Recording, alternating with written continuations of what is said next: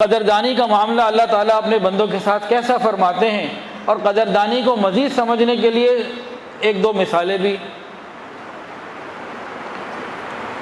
دنیا کے اندر جو بادشاہ ہوتے ہیں نا، وہ یہ چاہتے ہیں کہ ہم بڑے ہیں، ہمارے پاس تحفے بھی بڑے آئیں، ان کی یہ خواہش ہوا کرتی ہے۔ اللہ رب العزت تو بادشاہوں کے بادشاہ ہیں، اللہ رب العزت بھی اگر ایسا ہی معاملہ فرماتے، ہمارا کیا بنتا؟ کیا چیز ہم اللہ کی شان کے حساب سے پیش کر سکتے تھے؟ لیکن اللہ رب العزت کی صفت قدردانی یہاں کام آئی۔ اللہ فرماتے ہیں انی لا اضیع عمل عامل منکم من ذکر او انثی، تم میں سے کوئی بھی ایمان والا مرد ہو یا عورت چھوٹی سی بھی نیکی لے کر آئے گا، ہمارے پاس پائے گا۔ فمن یعمل مثقال ذرۃ خیرا یرہ، رائی کے برابر بھی نیکی لے کر آئے گا، پائے گا، اور انی لا اضیع، ہم اسے ضائع نہیں ہونے دیں گے۔ یہ دونوں باتیں مل کے قدردانی کی صفت بن جاتی ہے۔ مثال کے طور پر ایک آدمی نے 1 روپیہ اللہ کے راستے میں دیا، دنیا کے کسی بادشاہ کے پاس جائیں، اس کو جا کے 1 روپیہ گفٹ کریں، دیکھیں پھر کیا ہوتا ہے؟ کہے گا مجھے فقیر سمجھا ہوا ہے، سمجھا کیا ہے تم نے؟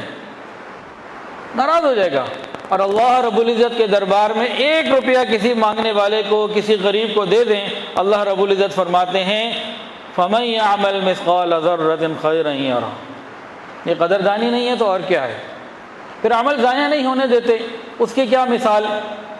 دیکھیں، ایک آدمی نے نماز شروع کی، مغرب کی نماز تھی مثال کے طور پر، نماز پڑھتے پڑھتے بھول ہی گیا کہ 2 رکعتیں پڑھی کہ 3 پڑھی، رکعتیں ہی یاد نہیں۔